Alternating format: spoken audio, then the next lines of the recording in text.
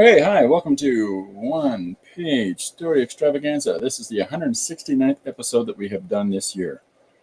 Whee! Okay, hi, my name's Christopher. Christopher Runciman. I sign everything as Run C Man because my name is apparently impossible to pronounce. This is on the screen right now. I've got the page that I started yesterday. I worked on it in pencil, black pen, white paint, white ink, gray marker, and black watercolor. So using things like a toothbrush as well. And so that's how we did this page here. Now, this version that you see on the screen is the one-page story version. Okay, now at the same time, the same time, I've got this version. What in the world is this version, Chris? Boy, am I glad you asked. This is the, hold on, let me get this off the screen. Hi, Aditi, welcome aboard. Okay, so this version that you see on the screen now, though, is to make one of these foldable flip zines. Now, so this is the one that you see. So the reason that some of the panels are upside down is purposeful. And it's so that in the folding process, we get a little storybook out of it. I'm going to switch cameras here to the overhead. And look at the colors, my lighting's improving. Anyways, so this is the page as you saw it a moment ago. Okay, now I've tried something different with each of these, and I'll show you the other two again in a second for those that haven't seen it. In this page, in this little zine for the swap, I wanted to do double panels, and I realized in hindsight I should have done one thing differently, and that is put this double panel here and put that double panel there. Right? Sounds good. No.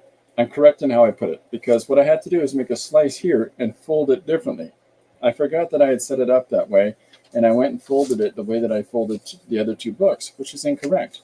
When I fold it the correct way with serration down the center so that it folds like a little bookie, then this will be correct. And I'll have three open face book pieces. So I'm excited about that. Anyhow, so this page is magical creatures, and the three prompts for this page is Pegasus, Vampire, and Gardener. So right off the hop, we got Gardener. I'm going to mention a Pegasus, Pegasi. And then we go into the most ridiculous version of a Pegasus you could ever see, based on a prehistoric rhinoceros. And there's a little vampire guy flapping in the background. This is really pale because my printer at home here is running out of ink. They were hunted into extinction by vampires. There's my three prompts: Vampire, Pegasus, Gardener. But they were such magical creatures. The Pegasus was a beautiful horse with wings. Come on, they didn't exist. Well, maybe they did. So that is the fold book version of it. So that means I got three. I'm trying to make each of these unique and different. So Hey You, again, faded ink. Armadillo, Laughter, and Any Tool. And so I did this with a back ad. So that was the approach I tried on this one. With beavers, I wanted to just do one continuous story. So, and then now with this guy, I wanted to do double panels. I'm trying something different for each one. That's the gist of it. And using different approaches and different artistic materials for each one as well. So Thursday, tomorrow, I'm doing the fourth of them. And then we'll go get them all printed out and folded and sent off. Hey, Chris, welcome aboard. Okay, so that's what I had up on the screen. That's what we did yesterday. If you want to see the original art for that, it's on the Patreon, blah, blah, blah. And yeah, it was a lot of fun. This whole zine swap thing is a lot of fun. I've never done zines in all the years that I've been writing and illustrating storybooks and sequential books in general, comic books, children's books, storybooks, YAs, I guess they're called now. I've never done zines. And there's a whole zine group in the city here in London, and I've never engaged with that process at all, just because, I was doing something completely different at the time. But I find it really fun and exciting, and something to consider doing more of. So, and it's really easy because I just do a one-page but I make sure that I have it put together in such a way as for the spacing of the panels so that I can do it in either a zine format or a one page for one of the collected books. So, you think I would have figured that out earlier. Chris says zines are great resources. Yeah, there's sure save on material consumption. There's a part of me, you see, that wants to do a zine where if you look at it this way, it's one story. And if you flip it and fold it in the reverse, it's a different one. That's an approach I'd like to take as well. But I'm getting ahead of myself. Let's just slow down. Let's just slow down, Christopher. Chris says, I asked my students to do one at the end of a course to read what they liked and learned. Nice. I like that a lot. Then you got a whole bunch of zines to collect, too. That's kind of fun. Yeah, I like that idea. Okay. We're going to make a little different direction change here. Now, normally, for those that have watched this stream regularly, know that they've probably figured out anyways at this point, Chris doesn't really use messy material. I'm not really a messy guy. I like to keep things clean guy. Because when I do get into messy stuff, man, I make a mess. But today, we're changing that. Oh, before I forget, the music for today is Charles Barkley. Just for those that wonder those things. Somebody asked me, what music are you playing today? Oh, all right. Chris says, I'm going to need a bigger box soon. Well, Janet M. Young, she makes boxes. So, okay. So what I mean by the whole, usually I have an aversion to the messiness, is that because I'm inside the house and because I'm, this is a living space, I got a carpet floor beneath me, etc., etc., I tend not to get into messy materials. I tend to stray more towards the idea of trying to keep things relatively clean.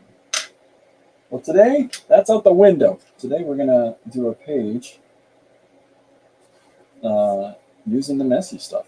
And let's have some fun. Because you can't have enough fun, folks. I'm just picking and choosing some random things. Some Conte pieces that I'm putting out here. I've got these lovely charcoal pencils that I picked up when I was in Toronto, Ontario, Canada. I got a blending stick. I've got a gum eraser. I've got the old standby white eraser. And sharpener is at the ready.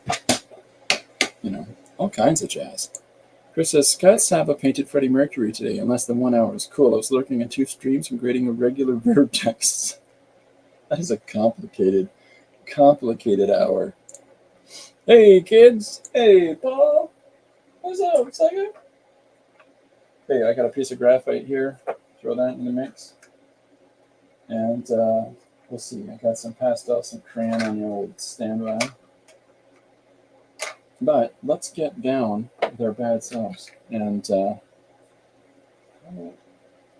much grit have you got?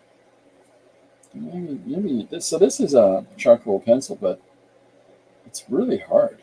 I haven't seen one that's this hard before. It's the same brand, Derwent. So, I've had that thing for years, and I still got pieces of it left. So, Gnarls Berkeley? Yeah, I got me some Gnarls Berkeley playing. Good old Charles. Okay, so today's suggestion is from Mr. Paul P. And crossing the border for cake is the suggestion that we've got. So I'm going to try some different things here today. Before I forget, I've also got crayon. I got a big old piece of graphite pencil. I've got a black charcoal pencil. I've got another eraser. I have got, this is pure lead with a lacquer finish on it. So this, I'll hold it up. Where's better to hold? Is this better? Hey, look at me on the pencil. So this pencil is, I love these. If you haven't tried these, please do that for yourself. They're Progresso 6911. This is a 6B, but it's a graphite pencil within a lacquer sheath. You know, there's other brands, there's other kinds. This one's got a silver sheath on it, lacquer finish. But this is some of the tools that I've got at my disposal today that we're going to try to incorporate here, folks. It's going to be a little clunky, but bear with me. So I've got a couple of pieces of paper that I've got set out for this. I'm going to work larger, scan it in sections, and I've got a plastic tray here to the side that I'm using to keep everything in one spot and not roll away on me because there's so many little parts going on. And I've also got some white ink, so maybe we'll start chucking some of that in. I've got a container of hot water with a brush in it so that we can make some smushy as well. Chris says, I recently bought the Faber-Castell Pit Matte Graphite. It's good, no shine as regular graphite. This is a General's. It's made in the USA 984. It's a 4B. I like these guys, but it does have the shine. You know, there's I've got another kind in here as well. Where have I got it? See, this is look at this business. I have these little trays that I keep all of the smaller mark making tools in. This little container right here is the nub ends of pencils. When Lori and I were cleaning the studio about 1.5 years ago, I had half a drawer of these. I just never threw them away. I just would throw them in the drawer just to see. But I had so many because I draw a little bit. Okay. Big news, folks. Baby's good. So keep my cats in your prayers because both of them are at the vet today. And just having them checked out. But let's just say that Corbin, peaceful as a Buddhist cow, and Baby was sedated and managed to scratch our back. So you know, it's tricky. But yeah, so they're both okay. Corbin got his tooth fixed, and the rest of his teeth are great. And their blood pressures are good, and all that stuff. I know it's ridiculous to be concerned about these sorts of things, but our kids are growing up, and now we're cat parents. That's what happens. Okay, so I'm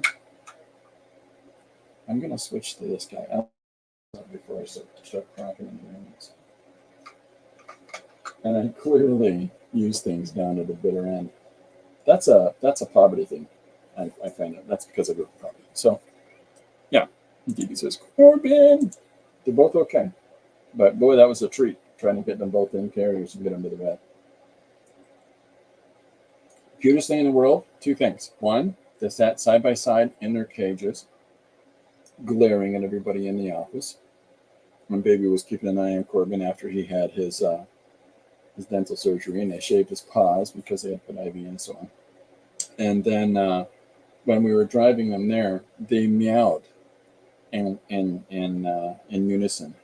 They would both meow, meow, meow, and they'd harmonize. It was the greatest thing.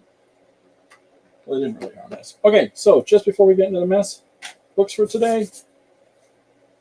Oh yeah, sorry, before I forget, this is the other paper. I'm sorry if it flashes. I'm going to do black paper and this manila. Books for today. Design Japan. This is a book that I picked up on sale. All it is photographs of Japanese places and things. And it's all about design aesthetics. But what this actually is, for me, is little, you just flip through this sort of thing and you see a room. Okay? There we go. There's a room. Table and chairs. Good enough. That's something to start a piece with. That's something to start an image with. Nico now wants to join Corbin as plans for world domination. That's great. Looking at these images through here and into this other cultural world, which is so similar to ours when you look at the basics of it, but incorporating these elements into to illustrations and into storytelling. I just need a room. Here's a room. So I like design books like this specifically for that. Look at this. Look at that great space. That industrial thing can be a laundromat. It can be a whatever you want it to be. But it's just the color effect there and how light works in that space takes your head off, right? Into a different direction. Look at this patterning on that wall. Woo, pretty. So this is the sort of stuff that I like checking out. If you can find design books like this yourself at your local bookstore, take a look in that section because you'd be amazed what you'll find in there. Okay, so this, I don't know if I've shown this. I know I showed another one. This is Tomorrow Kings, The Art of Tomorrow Kings by Ashley Wood.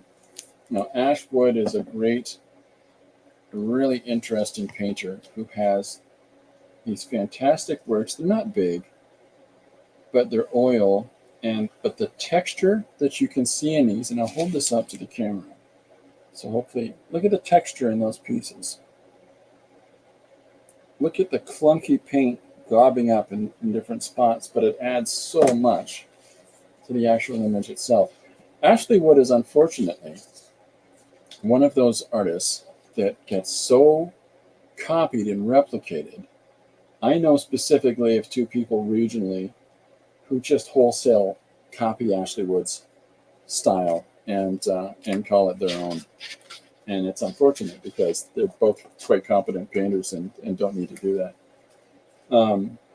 But just this rawness here of this unfinished strokes of the paint, you know, these images in the background that you feel like have been painted out. I love this stuff. Chris says that Nico is dominating my lesson plan notebook now. I'll post the photo on Instagram later. Yeah, please do. I'd love to see that. Your books are awesome. Oh, I'm glad you like the book, Joyce. I've been collecting all this stuff for a while. Yeah, probably 20 years. So I like this guy's work. I like his style. I like his color system. I like his imagination, the incorporation of samurai elements, Japanese elements, technology elements. You know, his robots flash back to 1920s, 1940s visions of what robots in the future would look like. Just look at this archer on top of a skull shooting an arrow. So messy and so honest and free. This is what I really try to encourage people to do at times. Don't worry about it. Just make the mess, right? Because the mess will find something in there for someone to grab a hold of. So anyhow, I've shown an Ashley Wood book before. This is just yet another one. And I really, really like this guy's work. Australian. Ash Wood is Australian. See what I mean by the retro robots? Retrofitting of robots. In his series, there's Amazons, World War II soldiers that are actually robots, and guys with laser swords. And they're all at war with one another.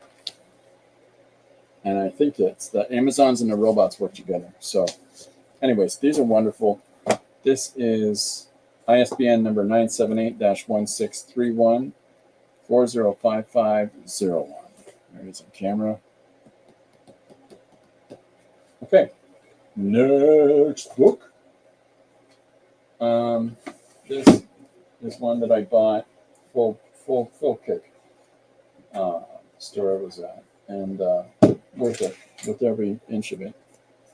Just impulsively picked it up, and it was more expensive than I intended to spend in the moment, but I don't care. This is Wally Wood.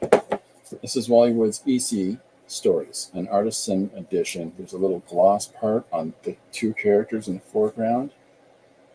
And you can see how you can make them shine into the camera. And the rest of it's matte. The stories is gloss as well. But what these are, and why this is so interesting to me, is that these are reproductions of the original pages of art. So you see all the printer's notes. I've shown you books like this before. But back in the EC days, they made so many corrections and so many changes in the books. This is paste-up letters. you can literally see the separation line of the piece of paper that's stuck down. See all the whiteout in this drawing here for a more artistic clarity of the image. These are paste ups. The guy in the mirror, the reflection.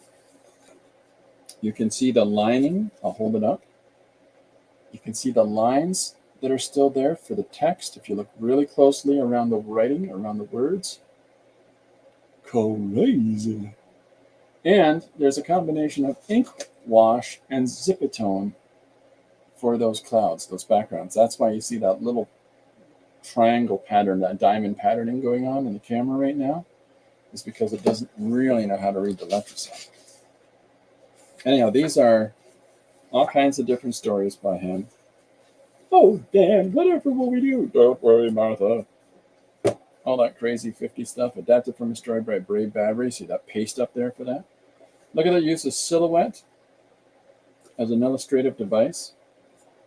All these beautiful textures and patterns. That's a stippling effect. At first I thought it was like a little scribbly line. Dee Dee likes to use scribbly lines instead of crosshatch. There's some crosshatch there, but it's actually stippling. Dot, dot, dot, dot, dot, right? Hi, Janet. Welcome aboard. So, I just, that's a paste up. I love this stuff. I love these old books. Now, some of them are in such shape that you can see clearly how this text was pasted on, this was pasted on. There's whiteout over here to cover up some sort of mistake. But as the paper fades, those changes all come up. And you can see them so clearly. Whiteout, whiteout. I say whiteout. It's not actually whiteout that they use, but something similar to it.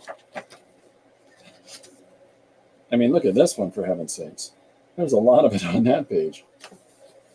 Whatever the framing device that they had before, they clearly wanted that off. But it makes the panels pop right out, doesn't it? This is the Wally Wood stuff that I love. There's such good, you can actually see the brush strokes in here. Mistake. Anyhow, this is a collection of Wally Wood's EC work, and it's just wonderful. Look at those boats, battle at sea. But there's so much to be learned from this. Look at all they had to actually add in these three panels completely. This is pasted over. That's great. Oh, more. See? That's a lot of editorial change. Anyhow, this is the book. That's kind of cool, eh? The zipper-tone dots. Can you see it in the elephant? One last book. Oh, the ISBN. I think I used to do that for the magazine and paste the text around photos or drawings from my first job before graduation from university. Nowadays, it's just scan and click, right? ISBN 978-1631403-286. We're going to get into the graphite Conte charcoal, all that business in a second. Now, this is one of my favorite artists. This is a book that he did with his wife called Grass of Parnassus. So that's the book cover, the book sheet, whatever you call those. And it's got fun little labeling on it. Warning, flying objects, wear safety glasses when using this machine. That's fun. So this is Stuart Immonen. And here's all the characters in the book on the wraparound cover. This is Stuart Immonen with his wife, Catherine Immonen. And this was done as an Instagram. We would do a post a week of a few panels. Post a week of a few panels. Or one long panel. That would be a post in 1 week. Anyways, this is lovely, lovely work. And sometimes the simplicity of it, which is very reminiscent of Mobius, is it speaks far more than if you tried to draw the complexity of all the shadows and lights and allow it to have that washed out effect so that you get the sense of barrenness and isolation and openness. Climbs to the top of a hill, puts on her listening device, looks up, Boy, middle of nowhere, huh? There she is. And that's Parnassus. This is Delta Port. You're at 0 recall. That's a spaceship. You know, so it goes on and on and on, and it gets into space aliens and bears in space suits and all kinds of, like, here's a bunch of fish. Hit and run, but it can't run. It's right in arm, right? Anyways, love that stuff. This is a fantastic book. I really enjoyed it. I collect everything Stuart does, and I have a number of his sketchbooks. I've got little tiny books that I think I've shown in one of the videos before. Anyways, this is ISBN 978-1-935233-55-8. Stuart Immonen's, I'll say this much. Look at his sketches. This is all, this much of the book is sketch material. This is source material. This is all supplementary. Not much of the book. That's a lot of book for supplementals. Anyways, this is Houston. This guy is so influential that there are a number of Marvel artists that are hired these days that are all emulating his style, are all clearly rooted in growing up looking at Stuart Immonen's work. It's interesting when you see artists that have impact like that. And contemporarily, he has massive impact. Largely Spanish guys. But great stuff. Grass of Parnassus. Crazy title. Okay, so today, the suggestion for today's page is Crossing the Border for Cake, supplied to us by Mr. Paul Pate. And so we are going to do this in the most messy fashion that we can, because that's where I'm at right now. So again, I'll try to walk through what I'm using. This is a wood. There's no wood in this pencil. It's a purely lead pencil wrapped in,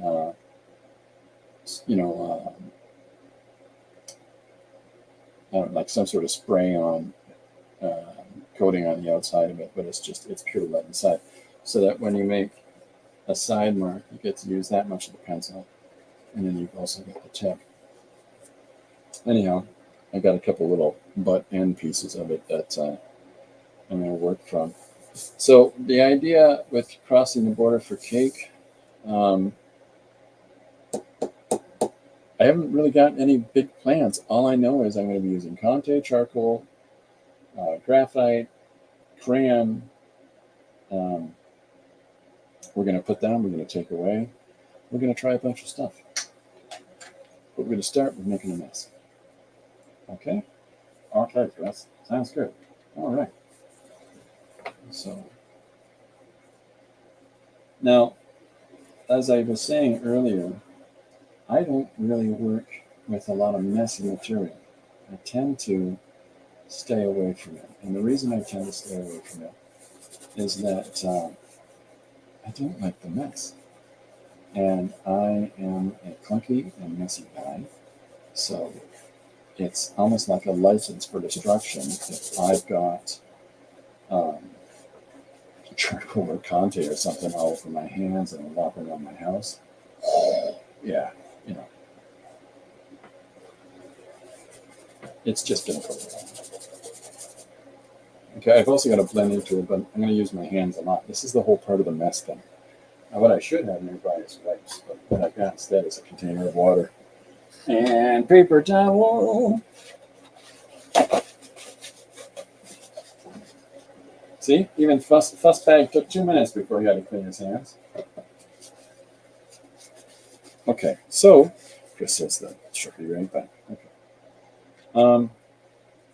Yeah, so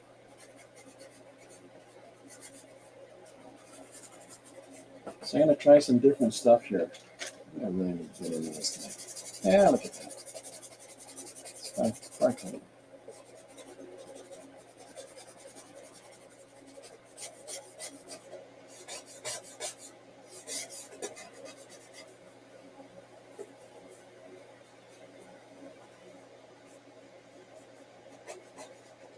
the nice thing about this is that you can cut sharper lines that won't get put down with the actual tool when you use a blending stump, because it lets you hold a point and work it around. And I like that. I like it a lot. Okay. Hey, Miriam's joining us. Hi, Miriam. How you doing? Welcome aboard. So, I like how your house is turning out, Miriam. So throw down some white content in here.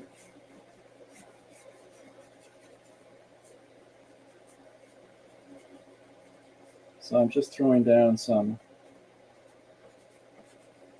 background imagery and seeing what how we can work this up, because I'm still going to do foreground imagery, but I just want to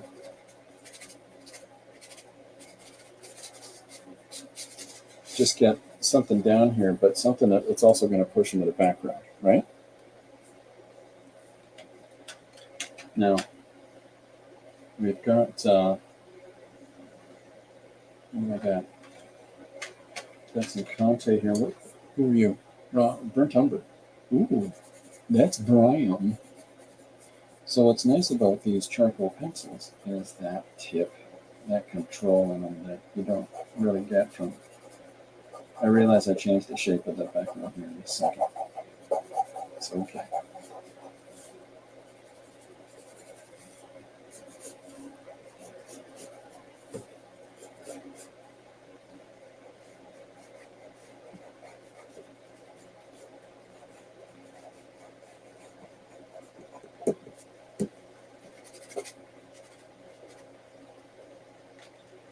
Jake, I have to be careful. I tend to be the guy who puts mark making materials over there. And if you do that with charcoal and Conte, you just break the heck out of the material, the medium. And just because it doesn't take to be thrown around, it doesn't much like it. So I've got to be wise to that.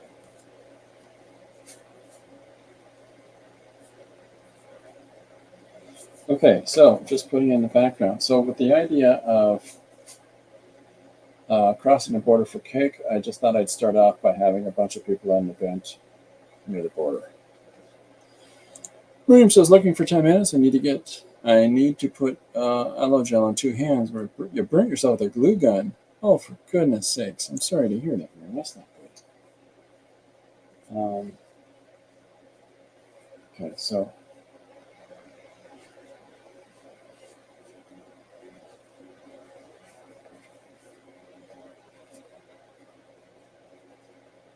the other part of this is that working with these soft material or soft medium that I don't generally use often, you really do need to seal it in. But there are wonderful effects that you can get out of these guys. Going back into the Tickletron.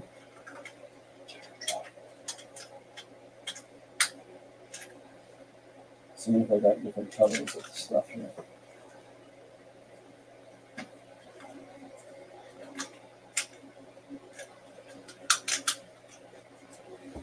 Same thing.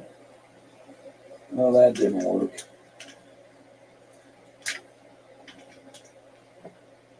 Just 1 sec, so.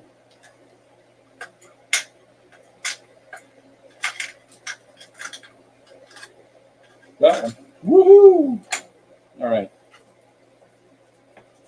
So this is a different brown Conte. And I'm inserting in here now. Now, I've considered about throwing in,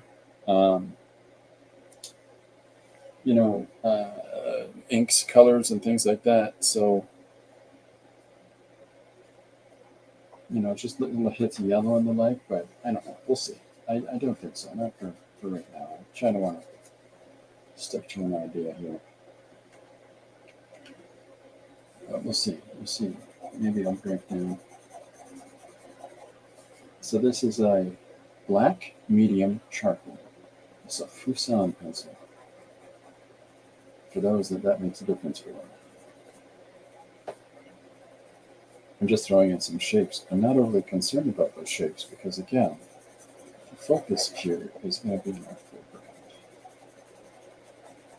But by populating the background with some little bits of business going on, makes us feel like this is more than likely more realistic this way.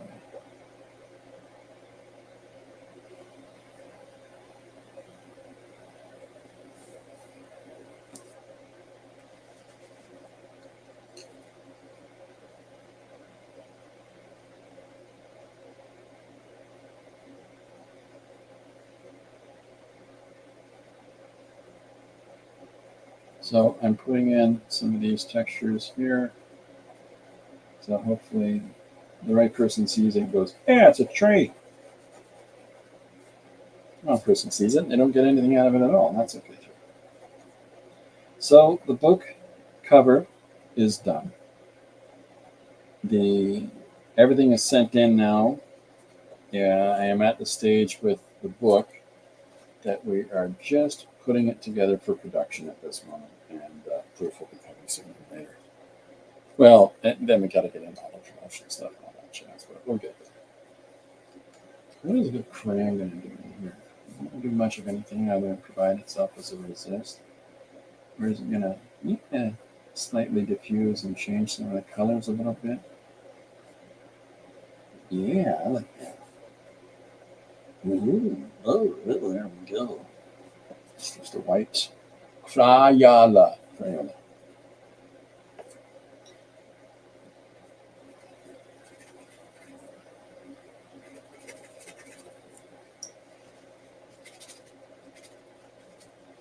Okay.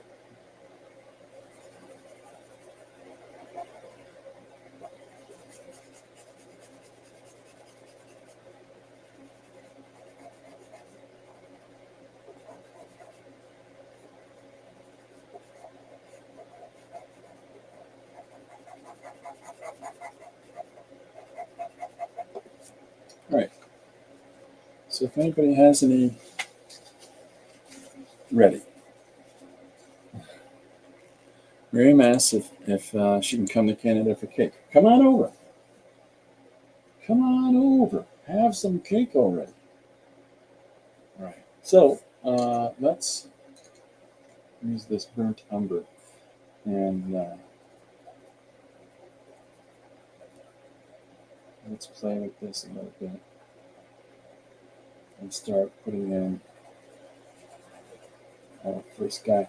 The reason that I'm going with the burnt umber, it's a nice dark value. It's not a black, so that if I do hit some little punches of black, hopefully they're going to pop.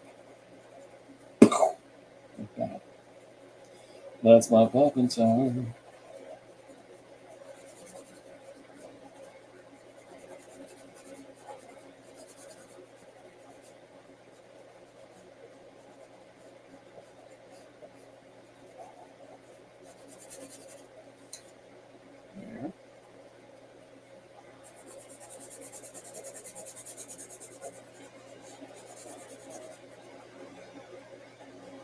While running it over with the blending tool does soften the color a little bit.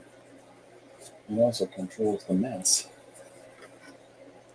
Hello, friends. Be right back. I know the suspense. I have to come and dig through my massive archive library of questions of the day. Thumbs the Epson for Grissy. Hey, yeah, take that. Okay, so I'm going to put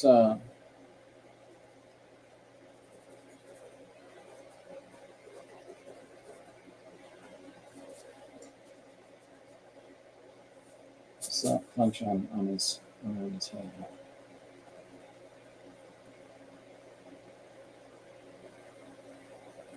So I've got this charcoal pencil here, pastel,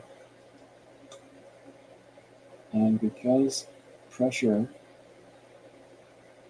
and the fact that it's a sharper lead in the H category, lead, charcoal,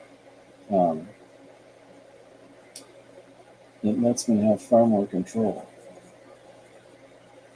More pressure, more density, lighter value, all of those things.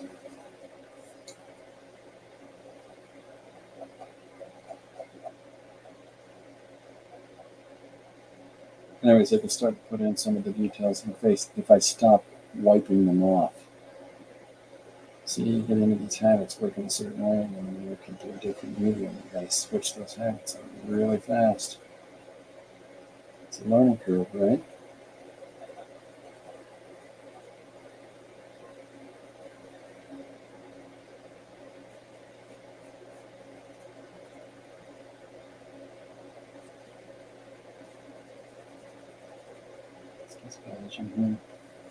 Starting to become a police officer or a security guy.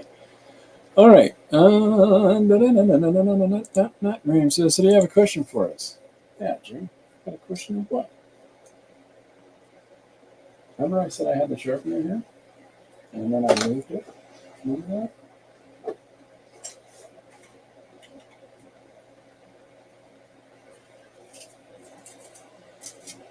Gentle, gentle.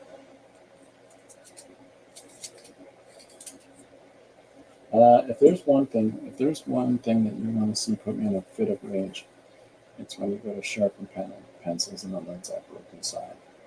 There are a few things that I hate more on planet Earth than that.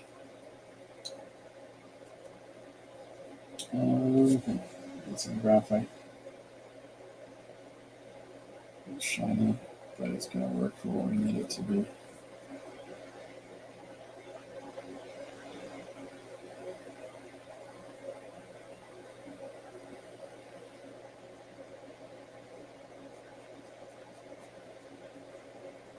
Okay.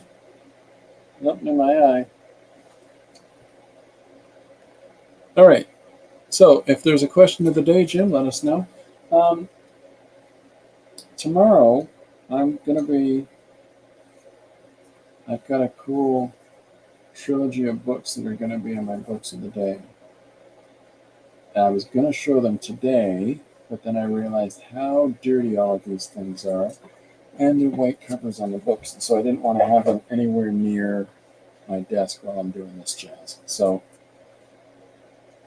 old fussy fellow put them away.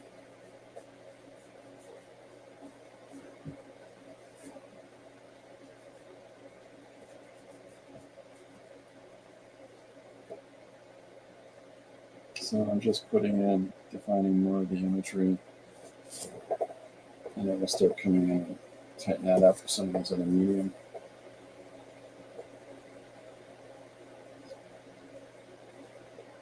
Absolutely walking by. I'm kind of a fun gate.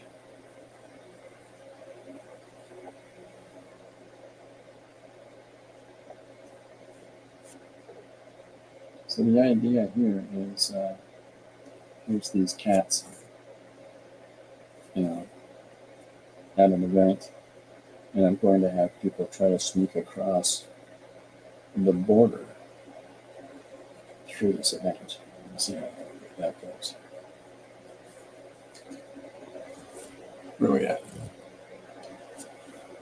Okay, question of the day. Do you go into the ocean? And if so, how far will you go out? Okay, I'll start with that. I have seen the ocean from the window of an airplane. Yes, and as far as I don't feel an undertow. It's good thinking. I like that thinking.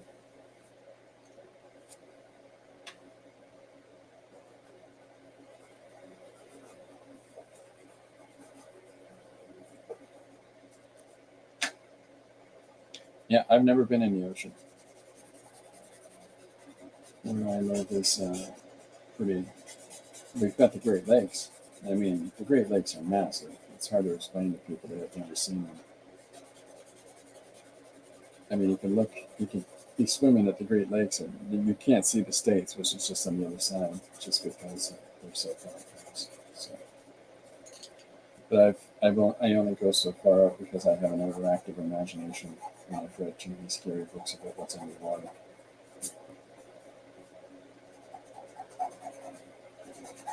That's a good question, though.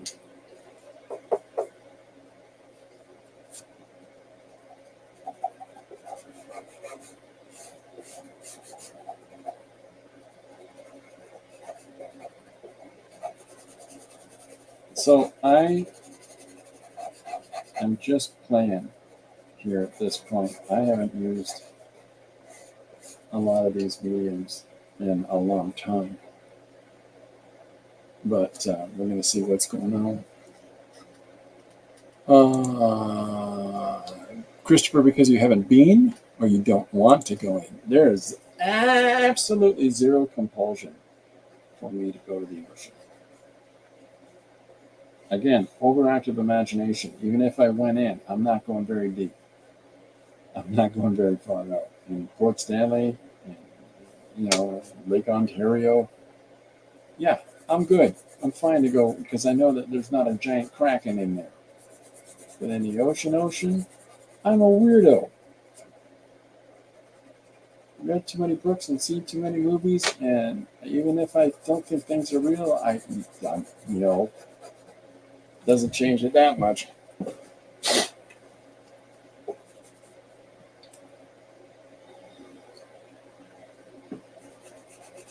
Thank you for asking me, dear.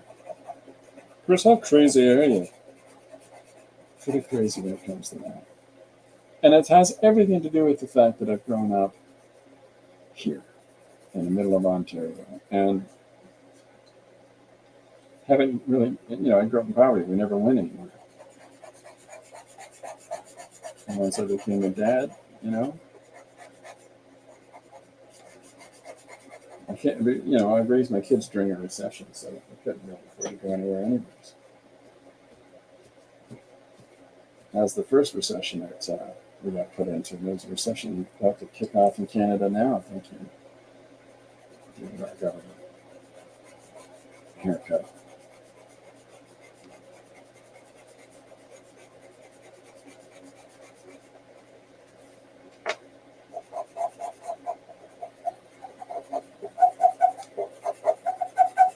Squeaky! Chris says, I used to like the ocean, but after the horrific image of the tsunami in Banda in 2004, I won't venture on a boat or a cruise. I don't blame you. Now that I can't reach the ocean, 10 meters, Shay, when I could, my ankles are the vicinity of them. Yeah, that's tricky, right? I could walk on the beach. I could walk on a beach, but I'm not going in the water. Do you fly after all those horrific disasters? Okay, here's another fun fact for you about Christopher. I have flown in my adult life once. I got on a plane here in London. I flew to Toronto. I flew across the country to British Columbia. I picked up a friend that was in duress. I got them on the airplane and brought them back. And I was gone for 24 hours on the clock. Mind you, a lot more than that with the whole time changes and stuff. But that's it. And that's also the same time that I saw the ocean as the plane flew over top. I saw mountains that time too. Otherwise, I have never been near real mountains or real ocean in my life. Might change at some point. We might want to go do something in a place with the stuff. Lori's been in the mountains in British Columbia to visit her aunt who lives up there, but not this guy.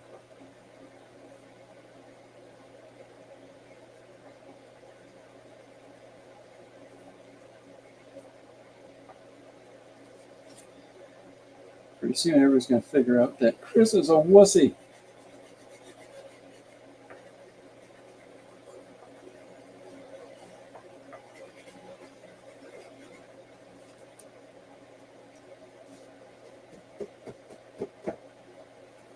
See, I like the smudginess of it all.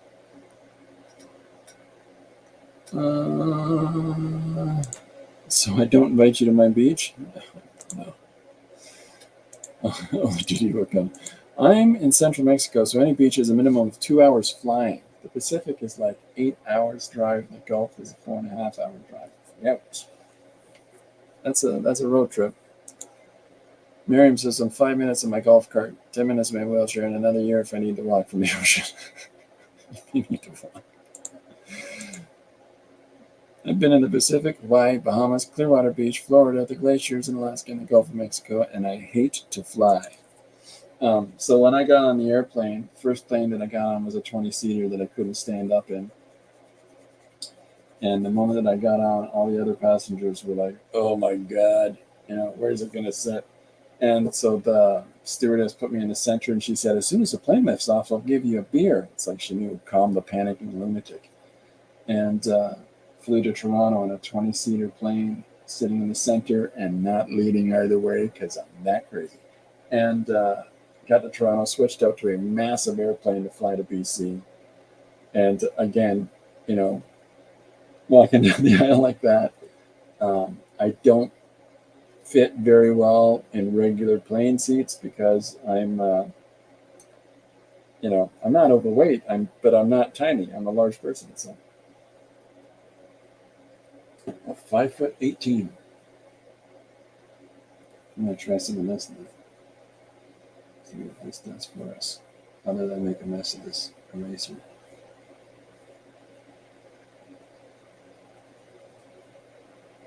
It's kind of fun. Sort of flattens the values of the lens. It's like you're also blending things, but if you sharpen it to a point, you can actually erase an impact into it. So we're going to kind of see how intermediate colors are coming out there. That's kind of what I was hoping for, which is why I mentioned about maybe using like a yellow ink or something. Chris says, Mexico's Pacific Coast has beautiful beaches. My favorites from Baja California to Guerrero, Ixtapa. Good surfing. Good surfing sites. I don't sound all that adventurous now that I've sort of given up some of my secrets about my chickenness.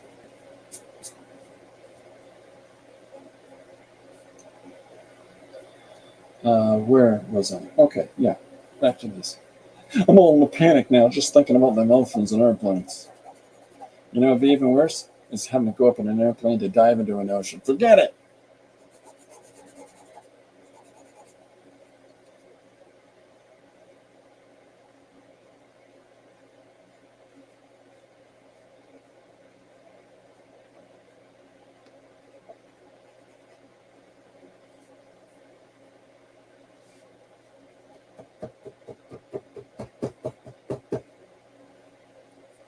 All right, so this is coming along.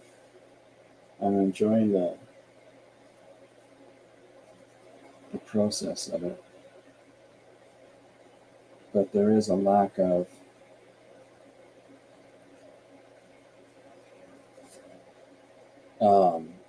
detail, or a lack of, what am I looking for? I guess definable clarity in the image with the whole smudging and mushing in of colors and values. It's challenging when you're illustrating.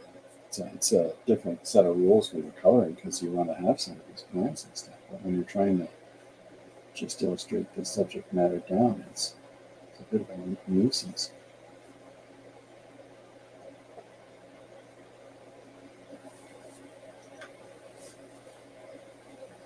What am I missing?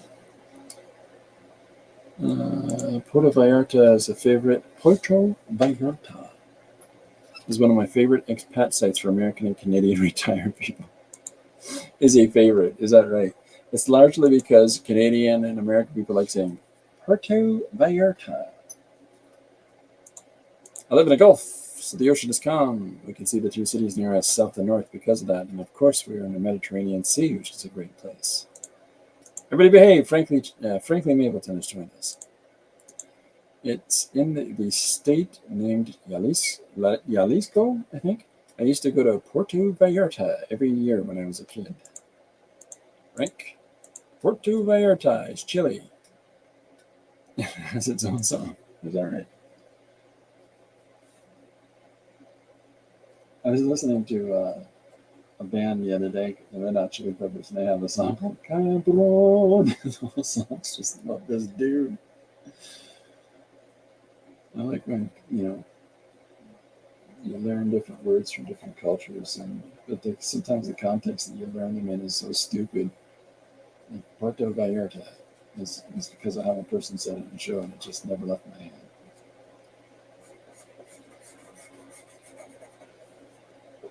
Broken lead, broken fight.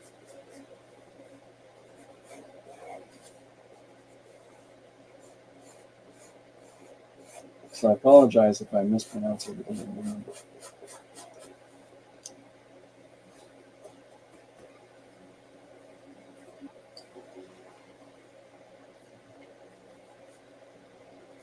Just going to give this any texture if we put some crayon in there. It's a big old crayon.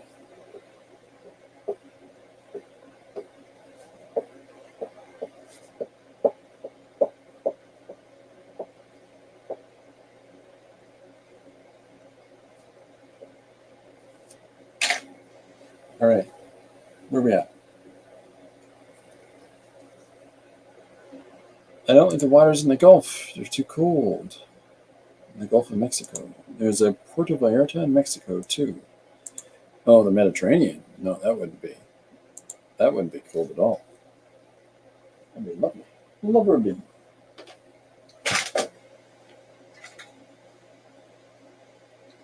What have I got? I can't help myself. I'm going to throw some ink in here. Not a lot.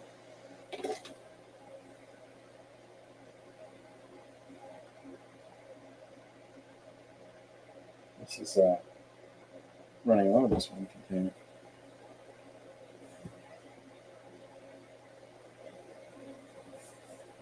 I just want to see how things work together. Tighten up a couple of lines.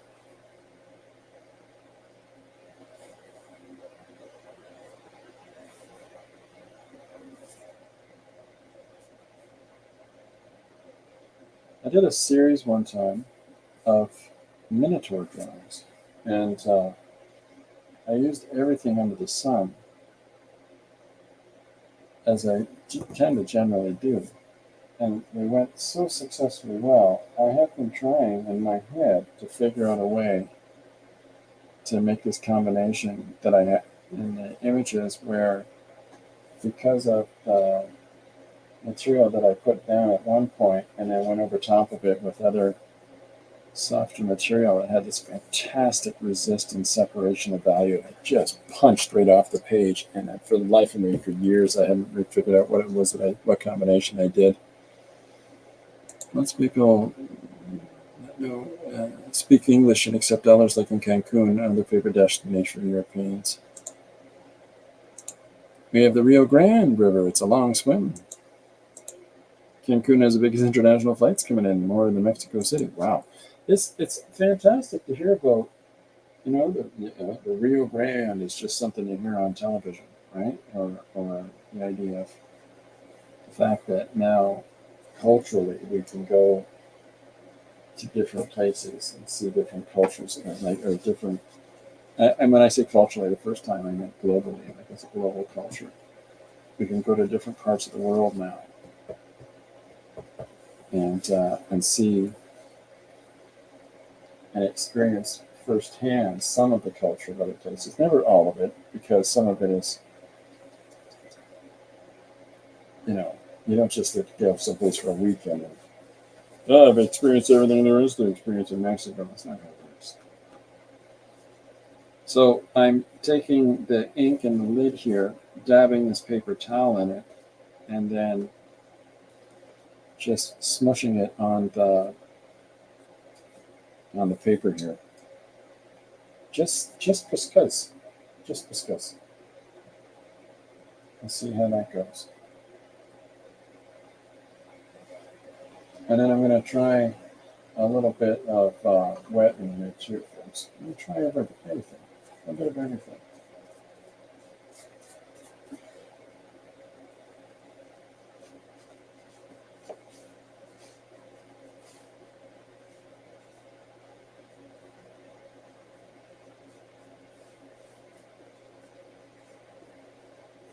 Well, it kind of pulls.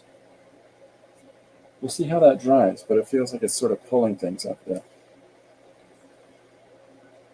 The Yukon River is the prettiest ever, in my opinion. That sounds nice. I mean, a lot of people speak about other, this river, that river, far more popular rivers are more, much more used. Whereas the Yukon thing, that would be an experience to go up and see that.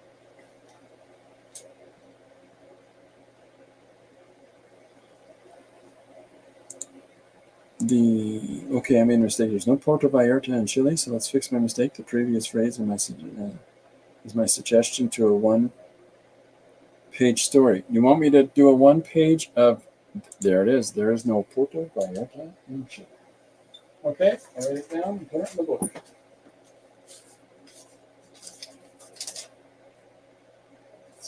That's my prompts.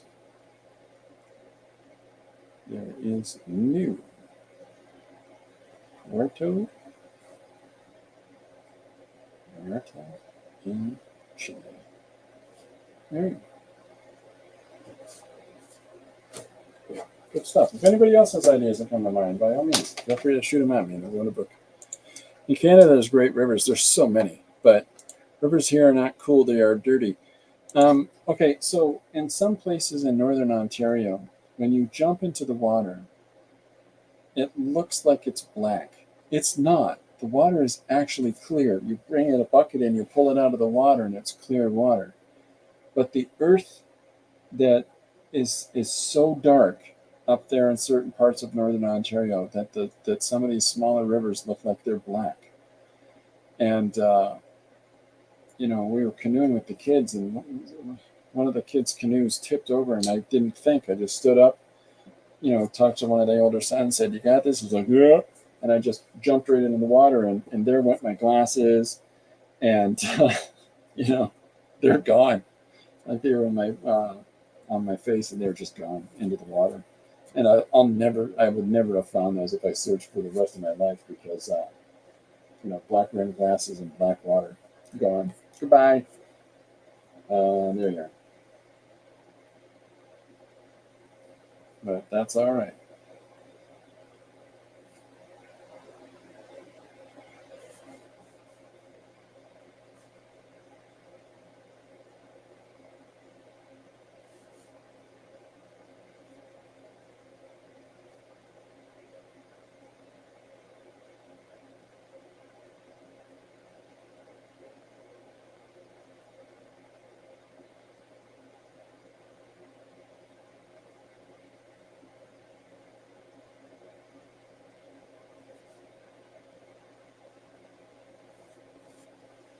We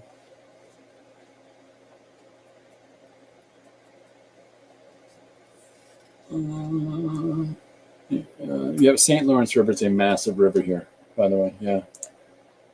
My feet doctor is Chilean. Rivers here in Ecuador are dirty.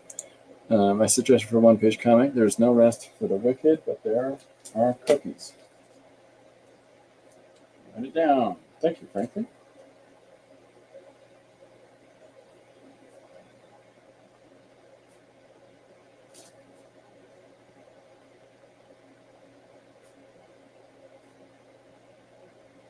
There are cookies.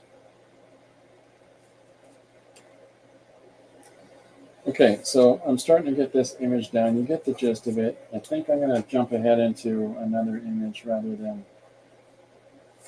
Well, let's quit being so precious and put some marks down here and get this thing moving along. Shall I?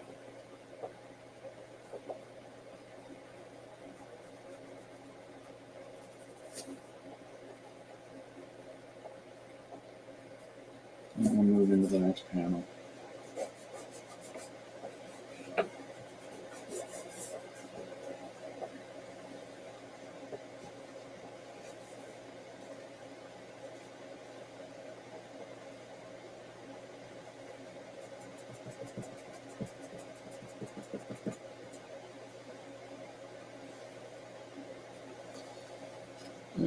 Thank you for that, Franklin. Did I write? Franklin. Foot doctor is so fun and friendly. From Puerto Vallarta. I'll ask him if there's something similar to Puerto Vallarta in Chile next time I see him. Puerto Montt, that's a place in Chile. Puerto Montt, I cannot pronounce that. Yeah.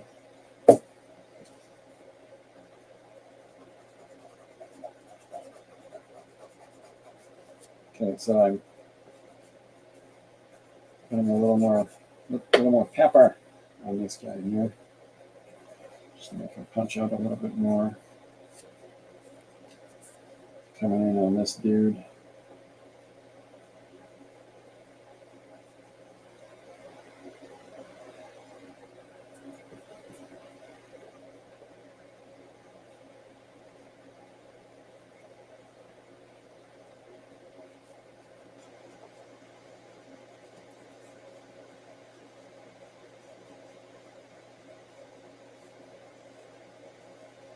Let's get some big feet. When I say about dudes and big feet, they're a hard time buying shoes.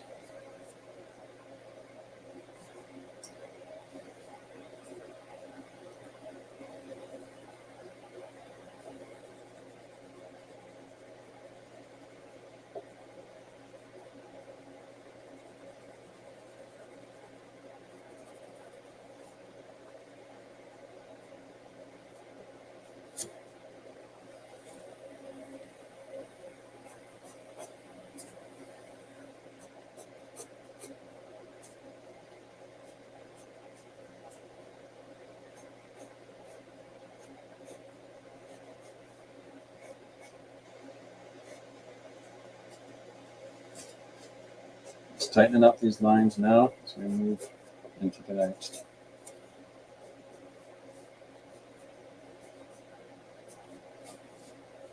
No, I didn't got that clipped on.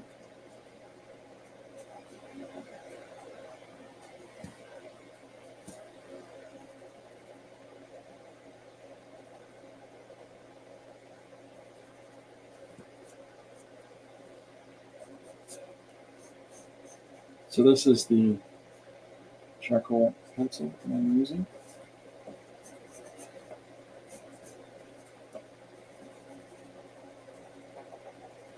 So this is some more tents, and we've got some people and things and objects underneath. This is what I'm going through here. Sorry, I'm not launching the chat for a second. Just pick up my pace a little bit here before I bore you senseless.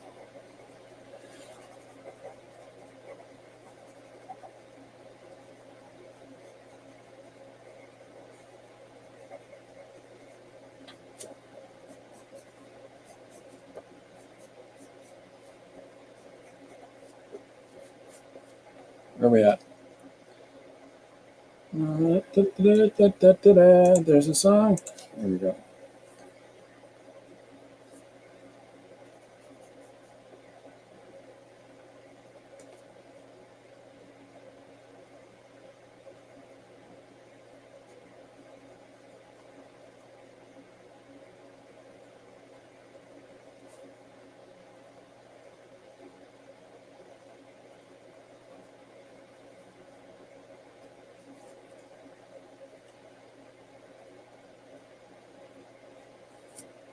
Sharpen this guy. What if it's sharp? Look at this ridiculous hand I have now.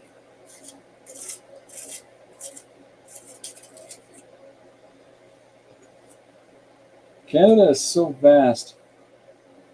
Like the part of Canada that our friend Rachel is in is so very different physically than where I am here in Ontario. It's so interesting that anyway.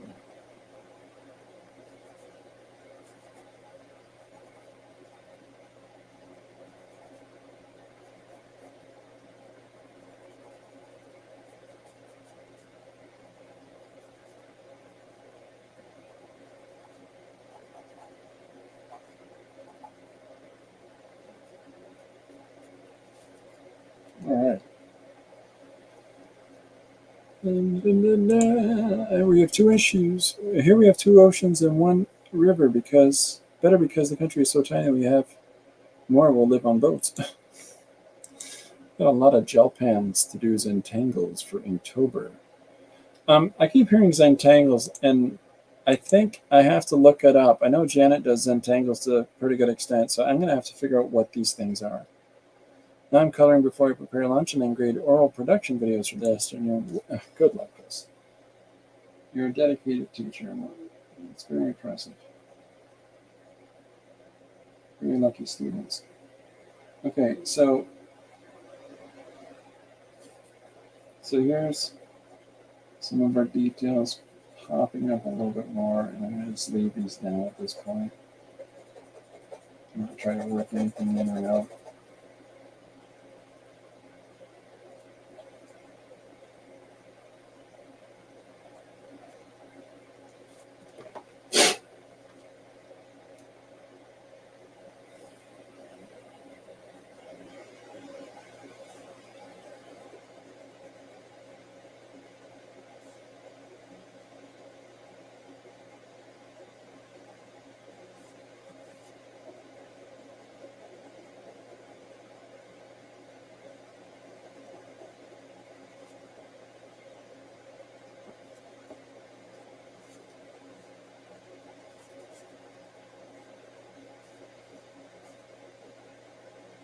So I'll have to put another person here, I think.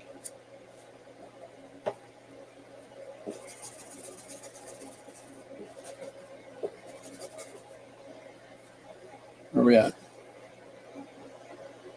And I finished my first Makers collab for Mariah and Patricia. No video.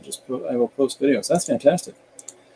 Christopher, I hope I understood you. Use blue for the shadows. Give my face a blue eye, but please my first pick in a promo of tomorrow's stream. Okay. I'll show you what I mean. I'm hyperactive. I need to be doing something all the time. Me too, Chris. Yeah, if you haven't picked up on that. All right, I'll do something really fast here. Let me move into the next panel. Okay. So if I've got a guy, right, and I'm gonna bring him in this way. Okay. Well, let's say I draw this dude in.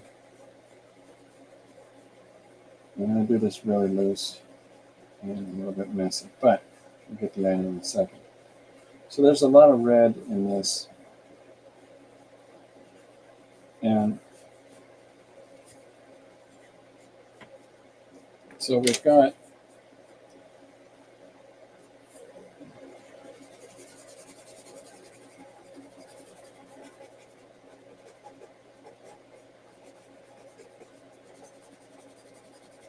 because there's so much red in that, it's really overpowering. I mean, it's really definitive. It defines the image quite well, and it has our nice little pieces of information that we want about the character. But if we're going to do some shadows that are interesting, that's what I was. If I come in with this blue and I find some of these spots here, and I insert these into these little specific areas where we know we've got, it sort of pushes that dynamic around a little bit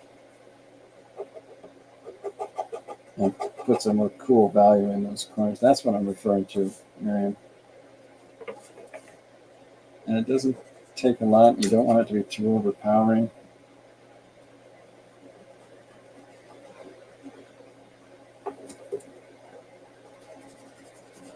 It doesn't have to be these big, solid shapes and values, and just place them in there.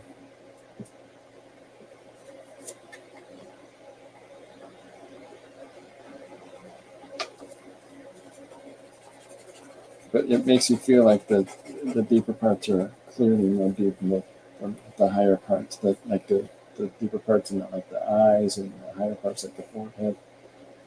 It helps to clarify and differentiate those two.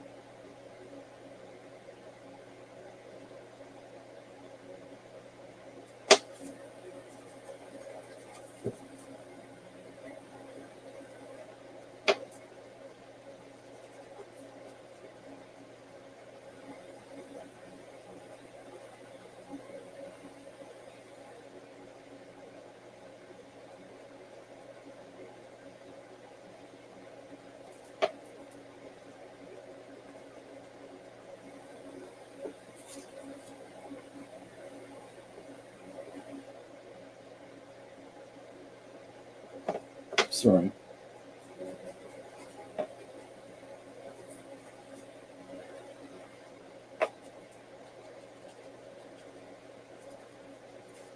But you can see how when you put that deeper value in those crevice areas, so if you come in and you really lightly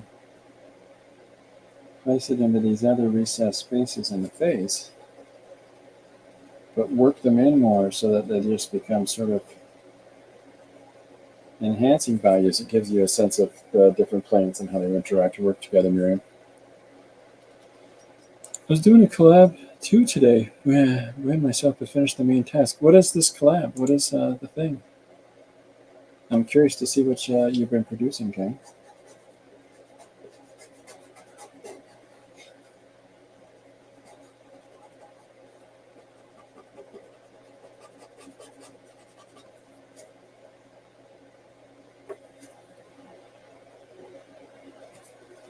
So I got a chance to see some stuff that some people have been producing and these larger projects that some folks are working on around us. And I'm always impressed by, and I'll always have a huge deal of respect for people that can stick to some, some degree of longevity to projects, larger body projects, because it's something I clearly don't necessarily do.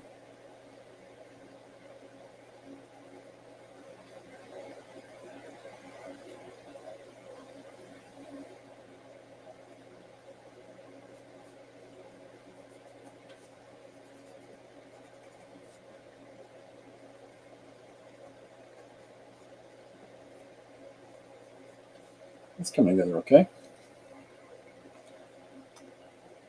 James Gurney's books are my favorite for color and light. Yeah, the Gurney books I'm familiar with. There's a great deal of really boring books that I've read over the years, talking about coloring and light, specifically in the process of fine art painting. But of course, it carries through to everything, right? And I think that really helped me have some degree of comprehension about how we want to do the interplay of value.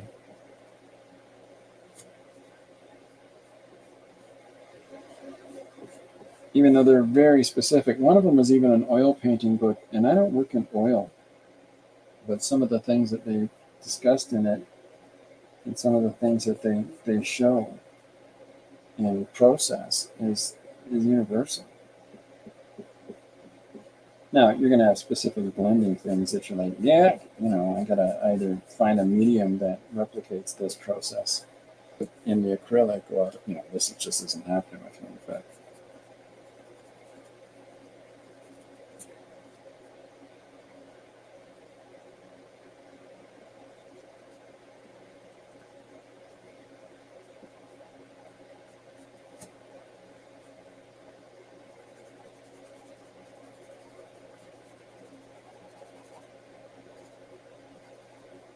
yeah, big ears.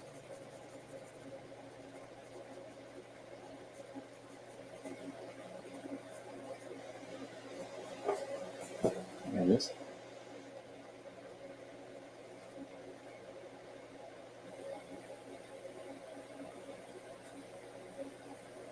So there I'm coming in and putting little pinches of blue in spots, just to give them a little punch.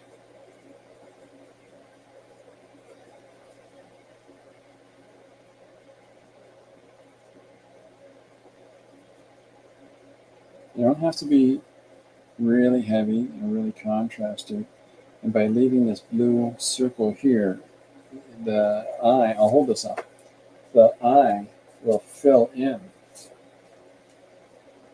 The human eye will fill in the eye shape to be something more here. Oh, give me a sec. There we go there.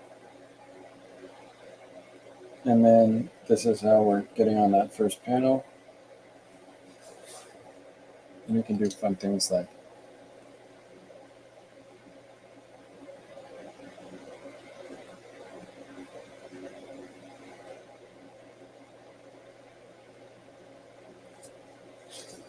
let's see how that comes out for you. No intensity to it. Silly, silly, silly. Oh, his realism book is good too. Yeah, indeed. I am in his squash group in Facebook a lot of years. Okay, I'm doing a PM Artist Studio as a challenge every month using a prompt. Post photos of any project every time I have a chance to do so. I'll have to look into that. Fake it till you make it. Dee says that looks amazing, Christopher. Thank you very much, Dee. I have color and light and imaginative realism. Great. Yeah, a lot of those books are helpful to sort of say, here's some directions to approaching these things that you want to do. I know some people that get swallowed up in these art of so and so and art of such and such, and here's how to do things books, so much so that they use it like a tutorial or use it like a, what would you call that, like a workbook in school. And so they stop doing the things that they were doing and spend a long time trying to complete all the different chapters of a book. But at the same time, their growth creatively is phenomenal because of it, because they're just dialing in, right?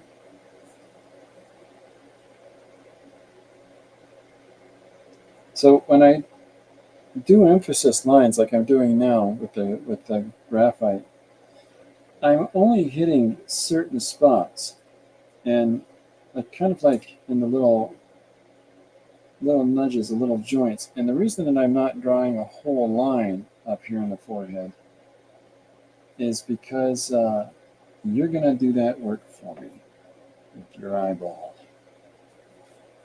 That's what we do. We fill in the things that we don't immediately see. But we know to be there. We know, the shape of the neck. We know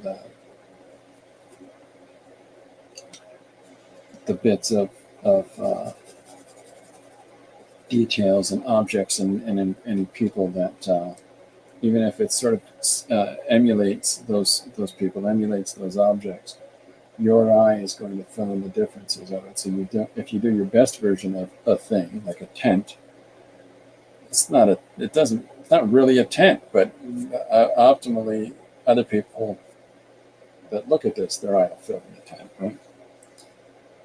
Dee says, heading out, guys. Have a great afternoon. You as well, Dee. Thanks for stopping in.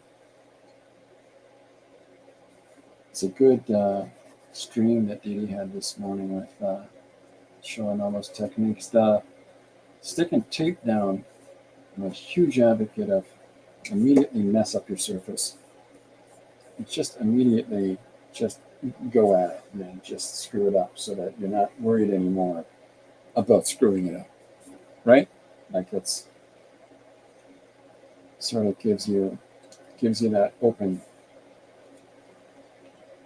access to doing whatever you want now because you've already marred the surface of it. Like if I come in here with this graphite,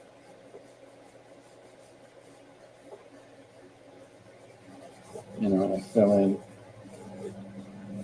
things in behind here. Like if I put these pieces of information here, and I'm just making up stuff as I go. But as soon as I put those pieces of information in, well, what if I don't use it? What if I change it? Who cares? We'll change it. We'll get there when we get there. But in the interim, it's allowed us to very quickly put together a composition, a rough that we can build upon now, right?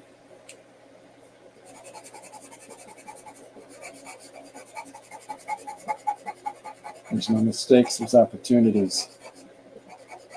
That's the Palakian statement, right? Somebody, a reporter was trying to be cute and, try to catch a hold of how serious is Pollock about doing his drip paintings, and said, what do you do if you make a mistake? And he says, I demand mistakes. I embrace opportunities. And whether people like Pollock's work or not, I like that statement. So I'm back into this ink again, little emphasis points that I don't want to lose.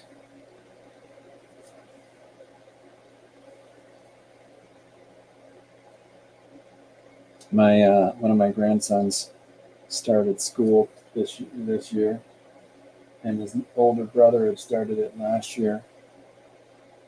And so we stopped in to see them a couple of days ago and said, are you guys all excited for school? And he said, no, Maverick's not going to school. He goes to daycare. And I'm like, buddy, I'm sorry, but you're both in kindergarten now. What? He's so outraged. He's just a year in the sun. That's all you get. And then your little brother catches up to you. Okay, I'll hold this up in a second because some fun little things are coming together that I hope will be picked up in the scan, but I know probably aren't being picked up in the camera. Just give me 1 sec. Okay, so in the face, I'll pull it right up. There's that sort of little, yeah, it's kind of flattening in the camera too, but well, I'm just trying to see if it appears at a different angle. There it is. You can see a sort of little modeling in the forehead. Stressor lines. I like stuff like that. That stuff to me is fun. Okay, so I've got this, started this composition. I've got, a rough laid in for it so that I know that there's a tree in behind him, which I can build up.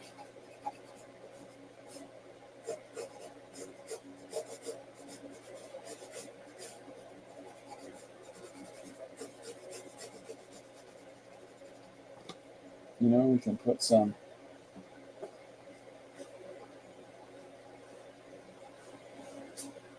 different marks along the way.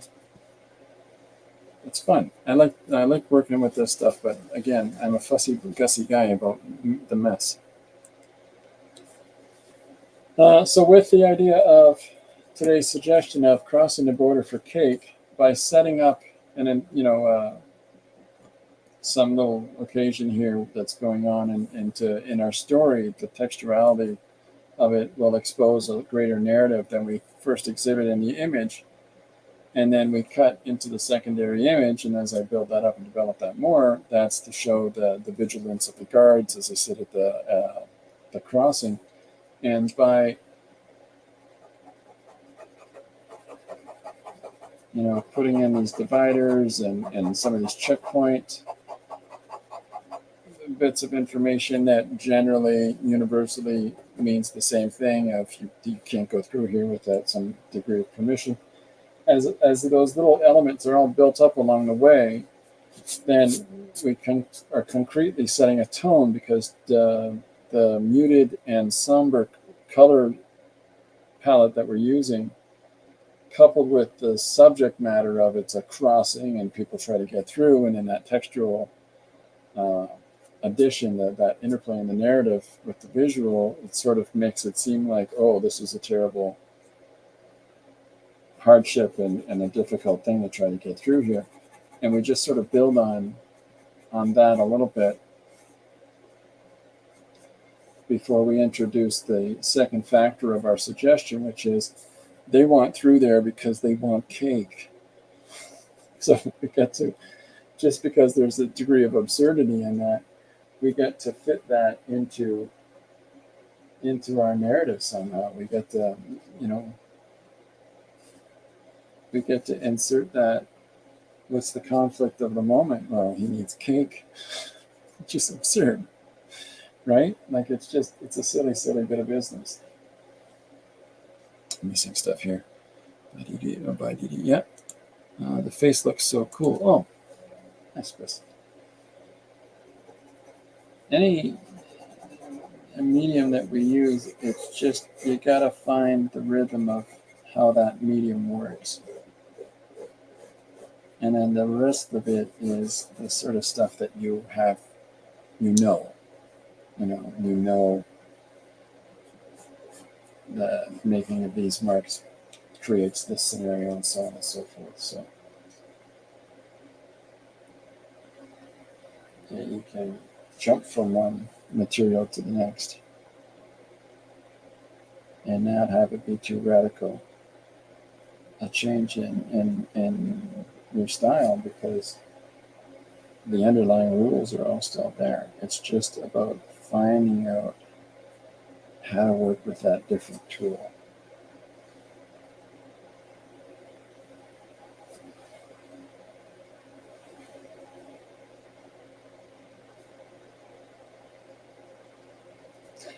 There's a book I would suggest for people to check out. I've shown you John J. Muth. I've shown you his work before.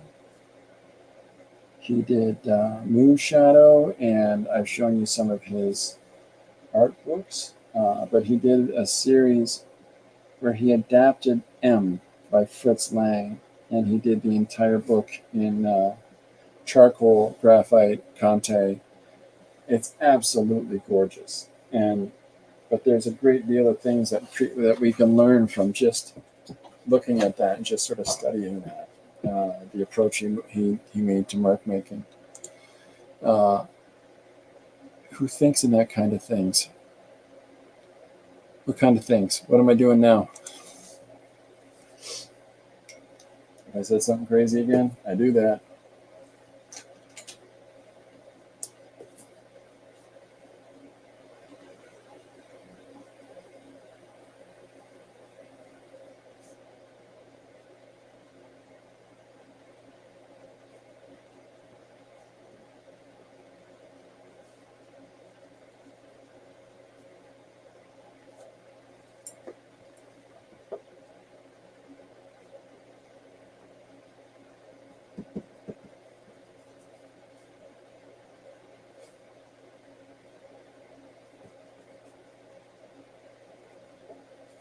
Hands are so messy.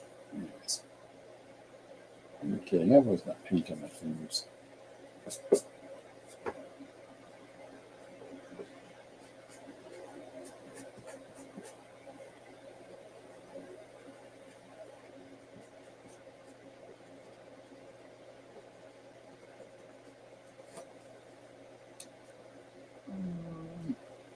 Okay, so now we're pulling up.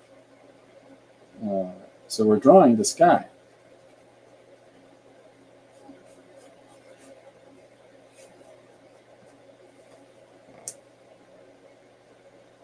Get off of my tree.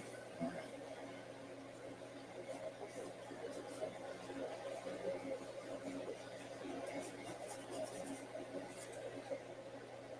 Oh, the adaptation of Metropolis, Fritz Lang?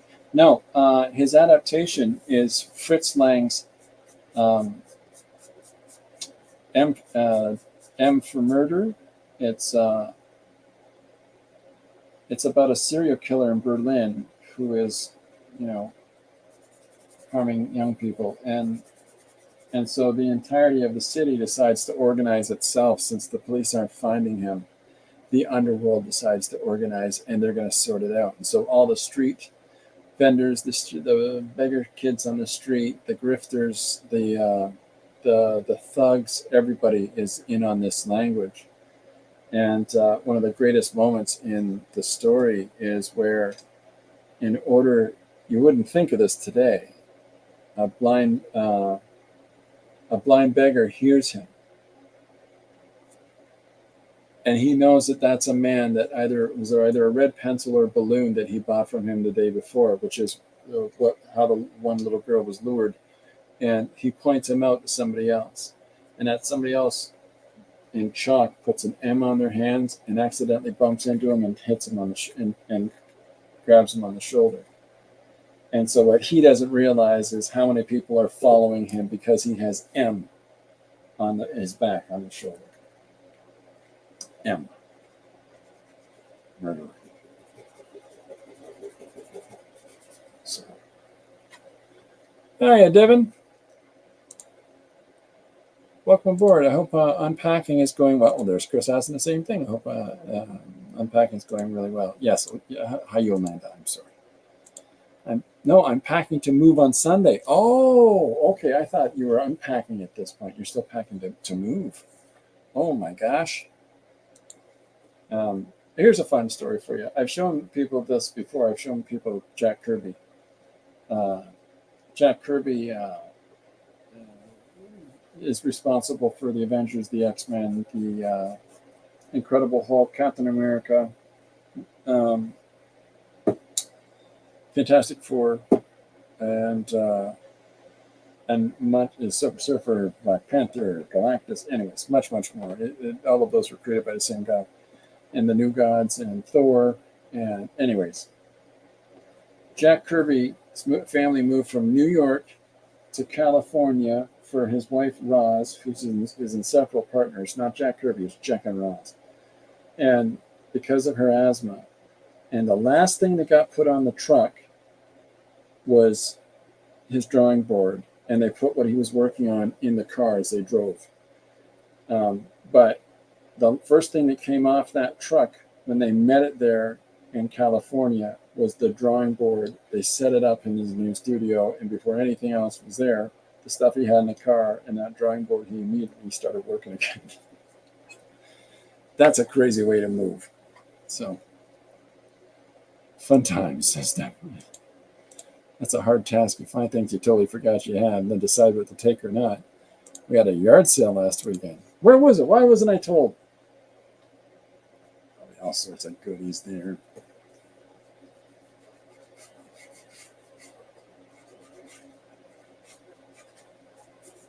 So as I'm working up the image here, I'm adding details in different medium, different colors. Just little complexities to make it interesting, you know?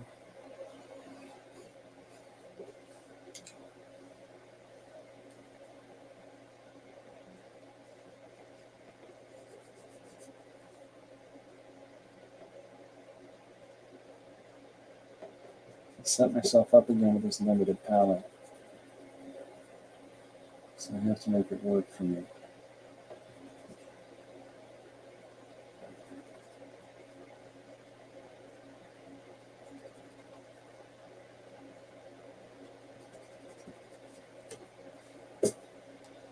Messy.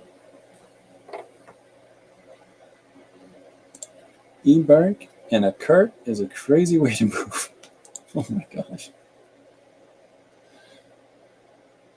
We moved our youngest last weekend.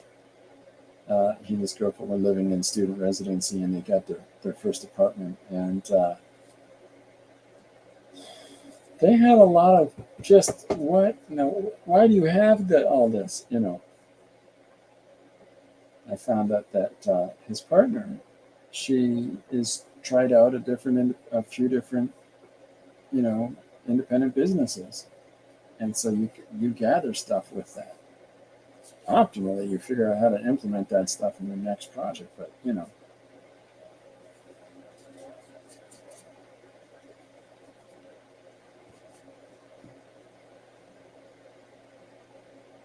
get there. But good luck on the move, Yolanda. It's a big deal.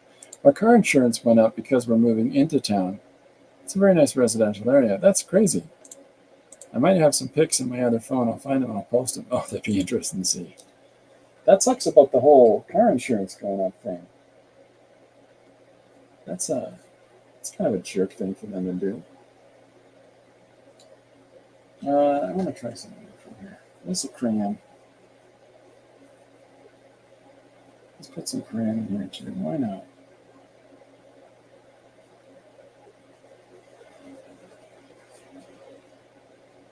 Yeah, I know I'm drawing with the wrong hand. Chris, your crayon's upside down there, man.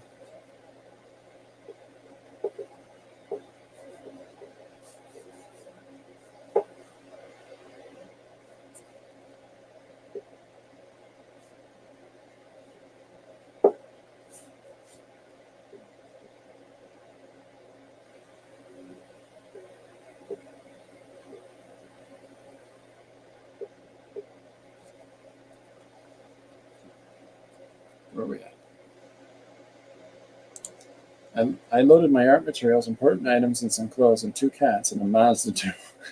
Hell no, we didn't lose any power on the highway. Oh my. Lori and I are where we are, and we are not moving again, says the guy who can't actually absolutely guarantee that for the rest of his life. But we really don't want to. We're in our house. We like where we are.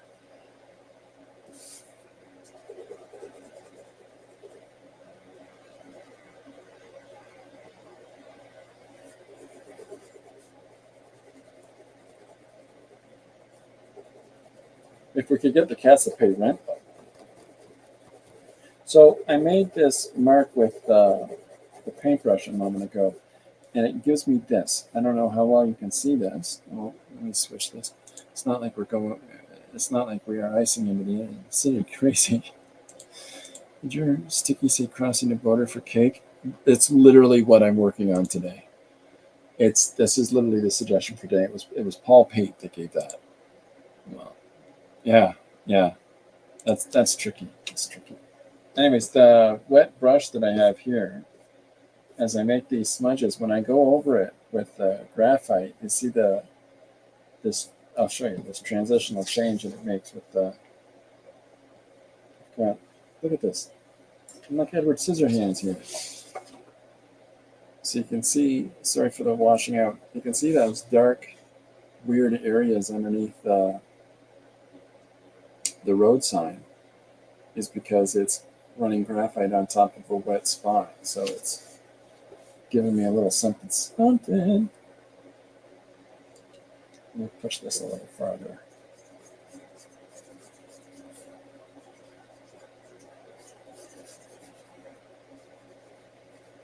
Just to make it a little more interesting.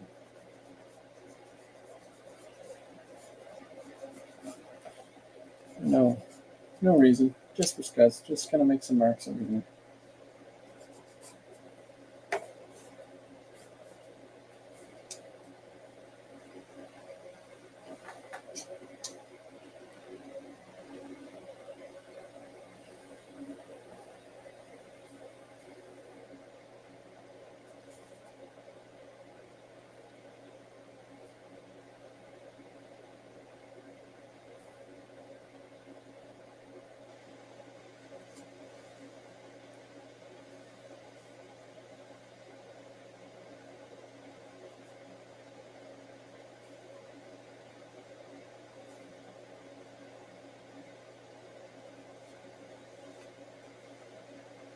I'll put that frame in there for that road sign. Whoa. Moving, not icing. Yeah, I said icing, didn't I? I learned about crossing the border to and yet I did cake on Lori's birthday. About crossing into the border into Canada to come and eat cake for Lori's birthday. Ever watch Border Patrol? It's a fun show. I don't know that I have. Miriam says that she thinks it did. Can we announce Chris about Sunday? Oh, what are you guys doing? Remember when moms used to bake quarters into our birthday cakes? No. That's awesome, though. And it's the time when my dad goes, I'll need to move. This house will be sold and the money will be divided amongst the 3 sisters. Oh, that's unfortunate, but at the same time, understandable, right? Sure, Miriam, on your channel, right? No, I mean, but it's time for you to stream anyways. Yeah, no, I get that. What do you two got going on? What are you up to? Are you guys going to stream together? That's awesome.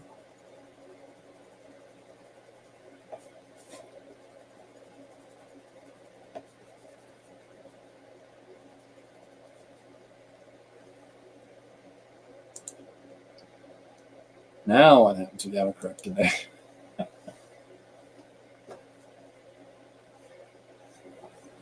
so here's some value for this area here behind the building. There's a nice sharp corner side here of the Conte.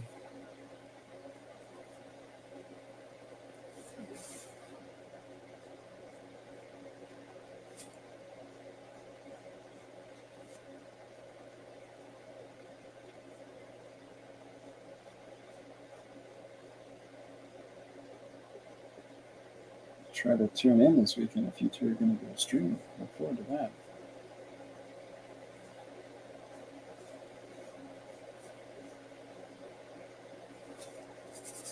There we go. That's starting to develop some shape. And my internet's faulty recently. This is Sunday, yes. I won't be able to make it Sunday morning, but I have a moving excuse. You sure do, Yolanda. You can do the promo. There you go. Sure, yeah. Yeah, I look forward to that. You guys, Sunday morning, I'll try to if I can. Will you use fixative on this page? You have to at this point. Like when you have this many soft medium, you ideally do. You ideally do need to have it all maintained together. And I have a working spray fix that I could honestly put down now. But I'll get to it. I will get to it. I will put some fix down to sort of tighten it all up. But once I get a little bit more on the page, because I hate the smell. And my studio is it's not the best for circulation of air.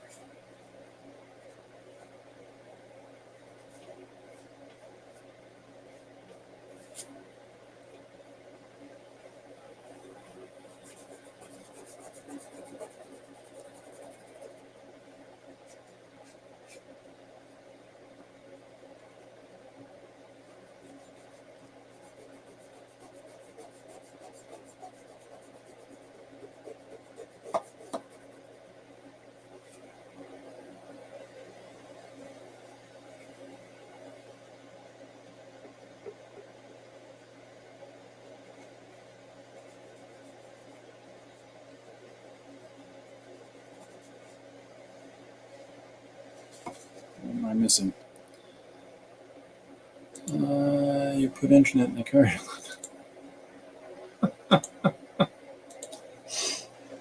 Internet in your car.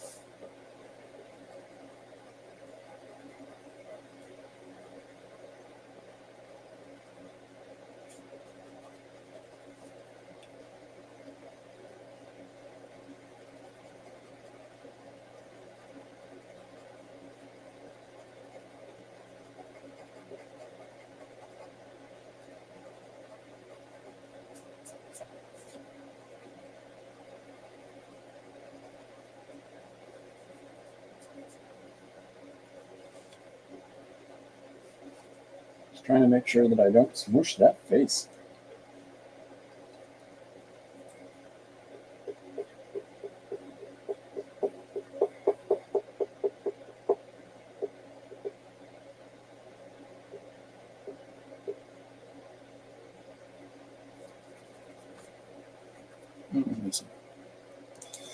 Do a collaborative stream this Saturday on Miriam's channel. Tazine or not Tazine? This will be the title. That's a fantastic title. Yeah, I look forward to seeing that. I'm going to do my best to try to tune in, depending on what time it is, what time we're going to church at. But I look forward to seeing the two of us doing that stream together. I got to start...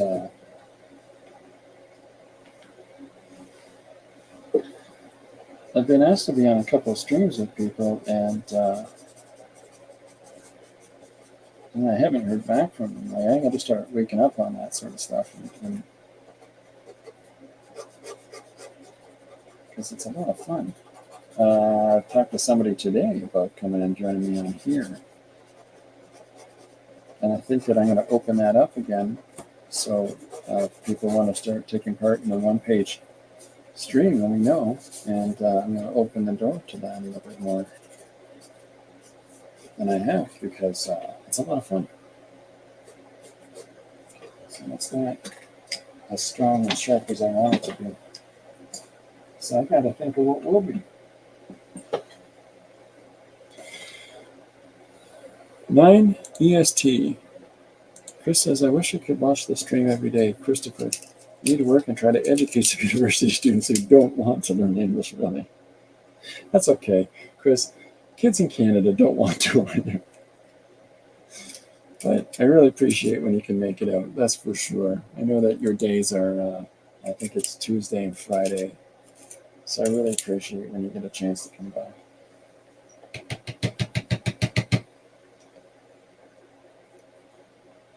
Oh, stupid. Stuck in there. It's going to make me mad. Who are you? Who are you? That's a you it is. I got excited. I thought I made a new mark making friend. Oh, yeah, I did make a new mark making friend. Look at this yellow crayon, folks. Oh, snap.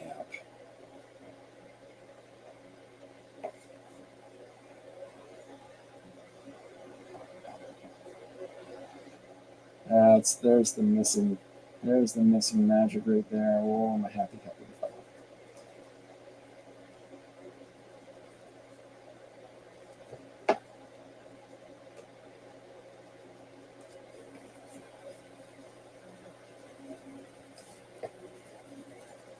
So this is just a crayon, a drawing crayon that I like. I like that it's, it's got the right consistency of the wax in there so that you can put some value down on something. And it can work as a resist if you press hard enough. Excellent. Your character looks like J.K. Simmons. Oh, that's cool. Possibilities to stream together is fantastic. Yeah. Oh, yeah. Next in line is Eddie. Nice. Maybe someday Christopher will stream with us too. Oh, that's so nice of you guys. Yeah, sure. Just let me know when you want to set that up. I'm down. I'm down with your bad selves.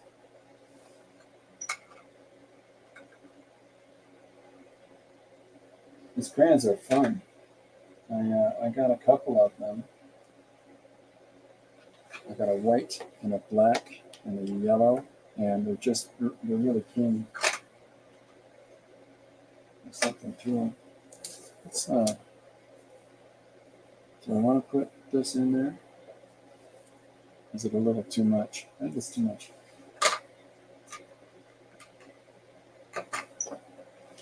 But yeah, I'm going to keep at this. But yeah, I'd love to stream with you guys. That'd be a lot of fun.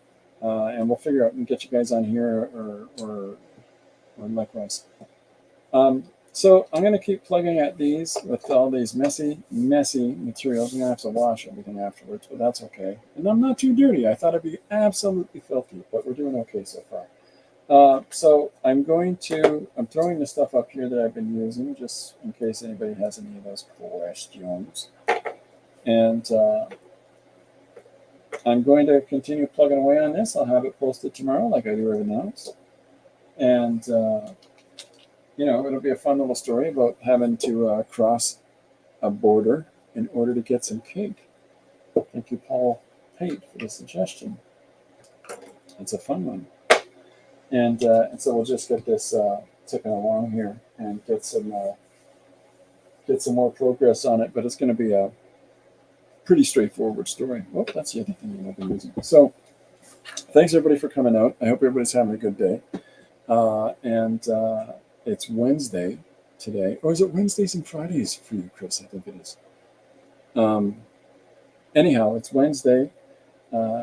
Thursday, tomorrow, that is, I will be doing the next of the 3 prompt pieces so that I can get them all mailed to Janet on Friday. And if you go back to the start of the stream, for those that miss it, I walk through the 3 different ones and the 3 different styles that I've done and the suggestions therein for those. But today's that I posted is what I wanted to explore in today's was 2 panel spreads of story for the piece.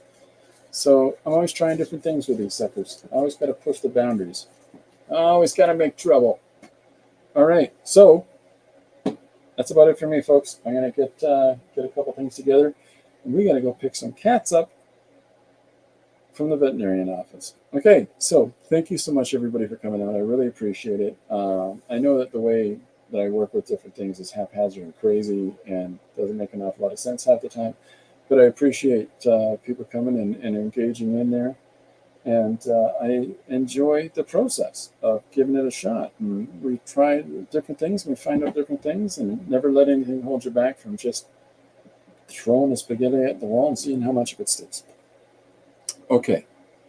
Thanks for the stream. You're welcome. Thank you for coming out. Thank you as well. I love how you use the traditional material that images come to life. That's very nice of you, Chris. I appreciate that. Have a great day, all. You as well. Good luck with everything. If I don't talk to you before the weekend, Yolanda, but have a good move. Thank you very much, everybody. It's been a lot of fun. I'll be back tomorrow at 2 p.m. EST, and I'll see you tomorrow. Bye for now. I like using